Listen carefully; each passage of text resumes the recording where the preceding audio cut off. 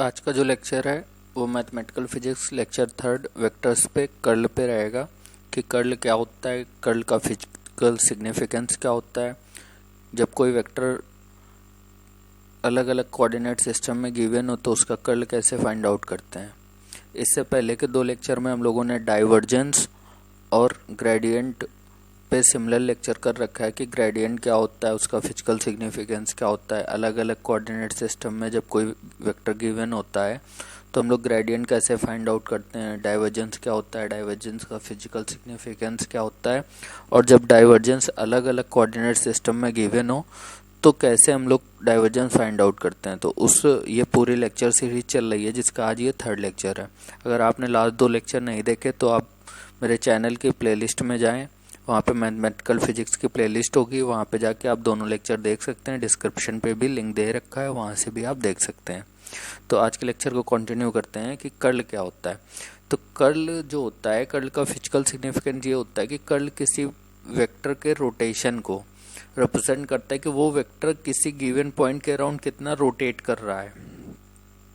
Curl represent rotation of a vector around a given point. Suppose magnetic field, magnetostatic को ही देख लो, उसको एक curl जो होता है वो नॉन जीरो आता है, जिससे क्या होता है magnetic field lines closed loop बनाती हैं, ठीक है। जबकि इलेक्ट्रोस्टैटिक में क्या होता है, इलेक्ट्रिक फील्ड का अगर कर्ल निकालते हैं कर्ली तो वो हमेशा जीरो आता है इलेक्ट्रोस्टैटिक के केस में, क्योंकि कोई भी पॉइंट चार्ज जो स्टेशनरी है वो इलेक्ट्रिक फील्ड जनरेट करता है और वो क्लोज्ड लूप नहीं बनाती हैं।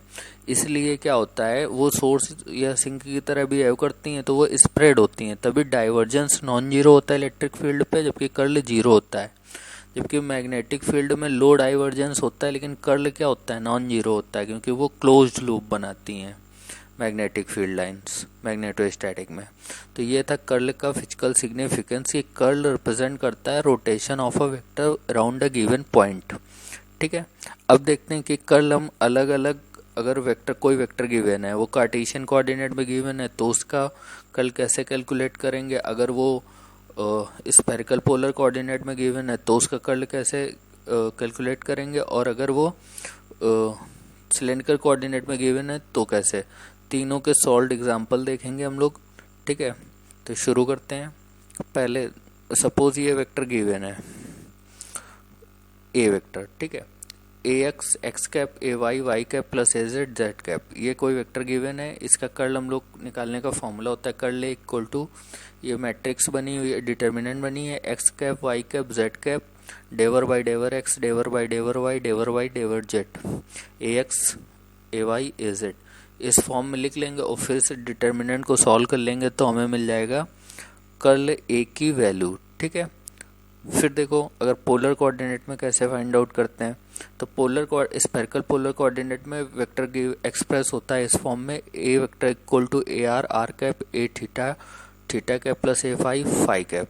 ये रिप्रेजेंटेशन है वेक्टर का स्फेरिकल पोलर कोऑर्डिनेट में। तो इस कोऑर्डिनेट सिस्टम में कर्ल निकालने के लिए हम लोग फॉर्मूले का यूज करेंगे, curl equal to 1/r² sine theta, determinant r cap r theta cap r sine theta phi cap, डेवर by डेवर are डेवर by del theta del by डेवर phi, A are A theta r sine theta multiply में A phi, ठीक है। इस type से A are A theta A phi की value यहाँ से comparison करके put कर देंगे और हम लोग फिर सॉल्व कर लेंगे। डिटर्मिनेंट को जो आएगा उसका मल्टीप्लाई इससे कर देंगे और सॉल्व करने पे ओवरऑल कर्ल ए की वैल्यू हमें स्फेरिकल पोलर कोऑर्डिनेट में इस फॉर्मूले से मिल जाएगी, ठीक है। अब देखते हैं जब कोई सिलेंड्रिकल कोऑर्डिनेट सिस्टम में गिवन हो तो क्या करते हैं। तो सिलेंड्रिकल कोऑर्डिनेट में हम लोगों का जो वेक्टर होता है वो A vector equal to A r r cap A phi cap plus A z z cap इस फॉर्म में रिप्रेजेंट किया जाता है। तो उसमें हम लोग देखते हैं curl A equal to 1/r r cap r phi cap Z cap, इस फॉर्म में del by डेवर are डेवर by डेवर phi डेवर by डेवर Z A are A phi A z, ये फॉर्मूला है हमारा सिलेंड्रिकल कोऑर्डिनेट में। जब कोई सिलेंड्रिकल कोऑर्डिनेट में vector given होगा तो बस इसमें A are A phi A Z की वैल्यू पुट करा देंगे और इस फॉर्मूले से हम लोग उसको सॉल्व करके उसका सिलेंड्रिकल कोऑर्डिनेट में कर्ल फाइंड आउट कर लेंगे। चलो अब हम एक एक करके तीनों के सॉल्व एग्जांपल देखते हैं। तो ये कोई वेक्टर है और ये हमें गिवन है ये कौन सा कोऑर्डिनेट सिस्टम है। जाहिर सी बात है कार्टेशियन कोऑर्डिनेट सिस्टम है एक्स वाई जेड में, क्योंकि वेक्टर एक्स स्प्रेड है। तो देखो X Y X cap plus 2 Y cap plus 3 Z X Z cap, ये हमें वेक्टर गिवन था, हमें इसका कर्ल फाइंड आउट करना था। तो कर्ल फाइंड आउट करने के लिए हमने अभी फॉर्मूला देखा था x y cap Z cap डेवर by del x del by del y del by डेवर Z A x A y A z. Value put करा दी, ये एक्स कैप का कंपोनेंट ए एक्स हो गया तो यहाँ पे पुट कर दिया, ए वाई ये हो गया और ए जेड यहाँ पे पुट कर दिया। अभी क्या करते हैं, डिटर्मिनेंट को सॉल्व करते हैं। तो देखो डिटर्मिनेंट को सॉल्व करने के लिए क्या किया, एक्स कैप को यहाँ लिखा, फिर ये लाइन छोड़ी और ये लाइन छोड़ी, ये लाइन छोड़ी और ये लाइन छोड़ी, इसका इसके साथ मल्टीप्लाई और इसका इसके साथ मल्टीप्लाई किया तो ये आ गया।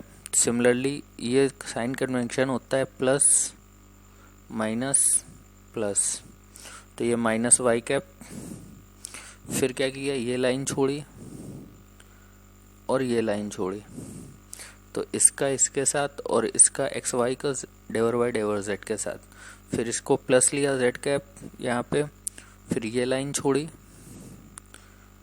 और ये लाइन छोड़ी, ये दोनों लाइन छोड़ दी, इसका इसके साथ मल्टीप्लाई किया और इसका इसके साथ मल्टीप्लाई किया, ये थर्ड वाली लाइन, और इसको किया सॉल्व।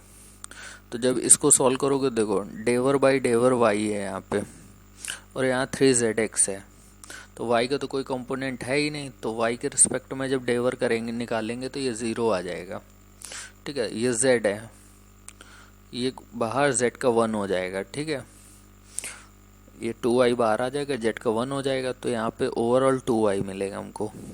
तो ये देखो 2y एक्स कैप आ गया, ये टर्म 2y एक्स कैप आ गया इसको सॉल्व करने पे। फिर इस पे देखो ये x के रिस्पेक्ट में ये x 3z आ जाएगा यहाँ से, और ये z के रिस्पेक्ट में यहाँ एक्स वाई ये z है, तो ये 0 हो जाएगा। ये टर्म आ गया 3z, ये क्या बचा 3z, तो यहाँ देखो 3z y कैप हो गया। फिर इस टर्म में यहाँ yz है और यहाँ x के रिस्पेक्ट में है, तो डेवर निकालोगे ये 0.0 आ जाएगा। यहाँ पे y के रिस्पेक्ट में है, ये y है, x आ जाएगा, तो ये देखो x z कैप। तो फाइनल आंसर कर्ल का क्या आ गया, -2y x cap minus 3z y cap minus xz। तो ये था हमारा कि हम कैसे फाइंड आउट करेंगे जब कोई वेक्टर कार्टेशियन कोऑर्डिनेट में गिवन हो तो उसका कर्ल कैसे फाइंड आउट करेंगे। अभी नेक्स्ट देखते हैं कि स्फेरिकल पोलर कोऑर्डिनेट में हम लोग क्या करेंगे। तो ये देखिए वेक्टर गिवन है हमारा स्फेरिकल पोलर कोऑर्डिनेट में r cos square theta r cap minus r cos theta sine theta theta cap plus 3r phi cap. Sorry. तो अभी हम लोग देखेंगे हम लोग स्फेरिकल पोलर कोऑर्डिनेट में कैसे फाइंड आउट करेंगे वेक्टर जब गिवन हो। तो स्फेरिकल पोलर कोऑर्डिनेट में हमारा फॉर्मूला था curl equal to 1/r square sine theta r cap r theta cap r sine theta phi cap डेवर by del r del by del theta del by डेवर phi A are A theta A phi. अभी हम लोग क्या करेंगे, ये value उठा के put कर देंगे यहाँ पे।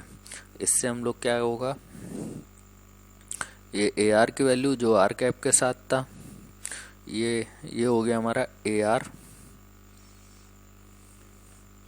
ये हो गया ए थीटा और ये हो गया ए फाई। अभी ये हो गया ए फाई, तो A are A theta A phi की वैल्यू यहाँ पे पुट करा देते हैं। तो ये हो गया ए आर की वैल्यू, ये ए आर हो गया, ये ए थीटा रख दिया है यहाँ पे और ये ए फाई रख दिया। तो A are A theta A phi की वैल्यू पुट करा के अभी हम क्या करेंगे, इसको सॉल्व करेंगे डिटर्मिनेंट को। तो एग्जैक्टली सेम जैसे उस बार किया था सिमिलरली वही करेंगे। 1/r स्क्वायर साइन थीटा बार बड़ा ब्रैकेट लिया, आर कैप लिया, ये लाइन छोड़ी, ये लाइन छोड़ी, ये दोनों छोड़ी, इसका मल्टीप्लाई इसके साथ और इसका मल्टीप्लाई इसके साथ किया। ठीक है, सिमिलरली नेक्स्ट में क्या किया, माइनस, इसका साइन कन्वेंशन अभी बताया था कि प्लस माइनस माइनस होता है, प्लस माइनस प्लस। इस साइन कन्वेंशन को लेके हम लोग सॉल्व करते हैं। तो यहाँ पे माइनस लगाया, आर थीटा कैप रखा, फिर ये लाइन छोड़ी, ये और ये लाइन छोड़ दिए, ठीक है, ये वाली, इसका इसके साथ मल्टीप्लाई, इसका इसके साथ, फिर क्या किया, ये देखिए, फिर प्लस आर साइन थीटा और थर्ड वाले कंपोनेंट का ये वाला कंपोनेंट ये छोड़ा और ये छोड़ा, इसका मल्टीप्लाई इसके साथ और इसका मल्टीप्लाई इसके साथ किया। ये देखिए, अभी देखो ये थीटा है, यहाँ थीटा है, इसका डिफरेंशिएशन करेंगे, ये आ जाएगा। फिर इसका करोगे फाई, इसमें थीटा है और ये फाई है तो ज़ीरो हो जाएगा, क्योंकि ये फाई है और ये थीटा है तो ये ज़ीरो आ जाएगा, ठीक है। इधर देखो आर के रिस्पेक्ट में इसका हो जाएगा, तो इसका कर लिया अपन ने, ठीक है। जबकि इसका देखो ये थीटा है, आर है, ये फाई है, तो ये ज़ीरो हो जाएगा। सिमिलरली इसमें इसका हो जाएगा, क्योंकि आर स्क्वायर ये आर है, लेकिन इस केस में भी हो जाएगा क्योंकि यहाँ पे थीटा है और यहाँ पे भी थीटा के रिस्पेक्ट में है। तो अभी हम लोग करते हैं इसका डिफरेंशिएशन। तो ओवरऑल देखोगे तो इसका डिफरेंशिएशन हम फाइंड आउट कर लिए हैं। तो जब डिफरेंशिएशन किया ये आ गया, फिर देखो ये लाइन से ये कट गया, क्योंकि ये पॉजिटिव था टर्म, ये नेगेटिव था, ये टर्म से ये टर्म कट गया, सबको अरेंज करके लिख दिया। ये अरेंज करके करने पे बचा, ये काम आपको केवल देखना नहीं है, वीडियो को रोक के अपने कॉपी पे आप स्वयं डिफरेंशिएट करके निकाल के कैलकुलेट करेंगे और फिर मैच करेंगे कि आपका सही आ रहा कि नहीं आ रहा। तो ये आर स्क्वायर कॉमन ले लिया मैंने यहाँ पे, क्योंकि आर स्क्वायर ये था नीचे था, कॉमन लेके काट दिया, तो जो बचा ये बचा। उसमें साइन थीटा का मैंने क्या किया, जब डिफरेंशिएशन दोगे अंदर ले जाके कॉस अपॉन साइन कॉट बन गया, यहाँ साइन अपॉन साइन 1 हो गया, तो ये केवल 6 थीटा कैप बचा, तो ये आ गया आंसर, ठीक है। अगर आपको कुछ भी समझ में नहीं आया कैलकुलेशन में तो आप अपने मन से कीजिए और फिर मैच कीजिए, देखिए आपका एग्जैक्टली सेम टू सेम यही आंसर आएगा। तो ये था जब कोई वेक्टर गिवन हो स्फेरिकल पोलर कोऑर्डिनेट में, तो उसका इस फॉर्मूले के हेल्प से हम लोग फाइंड आउट करते हैं कर्ल। अभी दूसरा देखते हैं, जब कोई वेक्टर गिवन हो सिलेंडर कोऑर्डिनेट में तो हम लोग कैसे फाइंड आउट करेंगे उसका वेक्टर। तो अभी ये देखिए थर्ड एग्जांपल है, इस पे हम लोग को गिवन है A vector equal to 2r cos phi r cap plus r phi cap cylinder coordinate में हमको इसको अज्यूम करना है, क्योंकि आर फाई के टर्म में है तो हम लोग इसको स्फेरिकल पोलर में भी लेके कर सकते हैं। अभी आप लोग इसको स्फेरिकल, अभी हम सिलेंडर पोलर में यहाँ पे कर रहे हैं, आप घर पे इसको स्फेरिकल पोलर लेट करके करोगे, देखोगे आंसर क्या आएगा। आंसर सेम आता है कि नहीं, आंसर सेम ही आना चाहिए, ठीक है। देखिए जो सिलेंडर पे अज्यूम कर रहे हैं तो सिलेंडर के फॉर्मूला होता है 1/r R phi cap Z cap डेवर by डेवर are डेवर by डेवर phi डेवर by डेवर Z A are A phi R A phi A Z. इस पे हम लोग क्या करेंगे, ये हो गया हमारा ए आर, ये हो गया ए फाई, और ए जेड का कंपोनेंट नहीं है तो ए जेड रखेंगे 0, ए जेड क्या रखेंगे 0। तो अभी हम लोग वैल्यू पुट करा देते हैं, इस पे वैल्यू पुट करा दी, ठीक है। ये ए आर, ये ए फाई और ये ए जेड था नहीं तो 0 हो गया। अब इसको सॉल्व करो, ये लिया, ये छोड़ा, ठीक है। आर कैप लोगे तो ये लाइन छोड़ोगे और ये लाइन छोड़ोगे, इसका इसके साथ 0 हो जाएगा, इधर करोगे तो भी 0 हो जाएगा, ये देखो।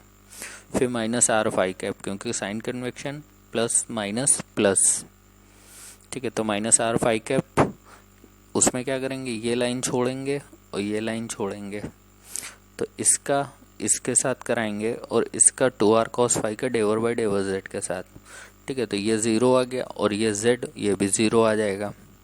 फिर देखते हैं थर्ड जब लेंगे जेड वाला तो ये लाइन भी छोड़ेंगे, ये वाली, ठीक है, जेड के नीचे वाली और बगल वाली, तो इसका करेंगे r का डेवर बाई डेवर r के साथ और इसका फाई के साथ। तो अभी देखते हैं कितना आएगा। तो अभी जब सॉल्व करेंगे तो ये 0, इसको देखो करोगे जब तो ये r का 1 आ गया, इसका करोगे फाई के रिस्पेक्ट में तो कॉस का माइनस साइन आएगा, तो ये प्लस हो जाएगा। तो ये दोनों ज़ीरो हो गया। अभी आर ये था और एक आर ये था नीचे सबसे बाहर वाला, तो इसको काट देंगे हम लोग। तो ये कट गया, बचा 1+2 sin phi z कैप, तो ये हो गया आंसर।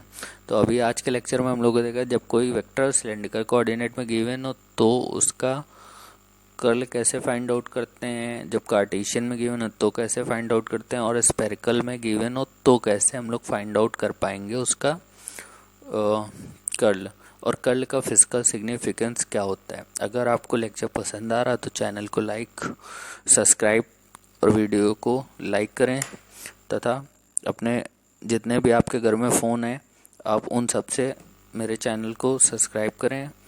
प्लीज़ चैनल को सपोर्ट करें क्योंकि चैनल पर सब्सक्राइबर बहुत कम है अभी। तो आपके घर में जितने भी फ़ोन हो आप उससे मेरे चैनल को सब्सक्राइब कर सकते हैं अगर आपकी हेल्प हो रही हो ज़रा सी भी इस लेक्चर से। और नेक्स्ट लेक्चर में हम लोग देखेंगे कि डाइवर्जेंस थ्योरम क्या होती है, ग्रेडियंट थ्योरम क्या होती है, स्टोक्स थ्योरम क्या होती है। उस पर नेट गेट में बहुत सारे क्वेश्चन आए हुए हैं, वो भी सॉल्व करेंगे और थ्योरम भी समझेंगे। उसके बाद हम लोग देखेंगे कि कुछ फंडामेंटल रूल होते हैं वेक्टर्स के, वो क्या होते हैं, और एक कोऑर्डिनेट सिस्टम से दूसरे कोऑर्डिनेट सिस्टम पे किसी वेक्टर को कैसे कन्वर्ट करते हैं। ठीक है, तब तक के लिए अपना ध्यान रखें, बाय।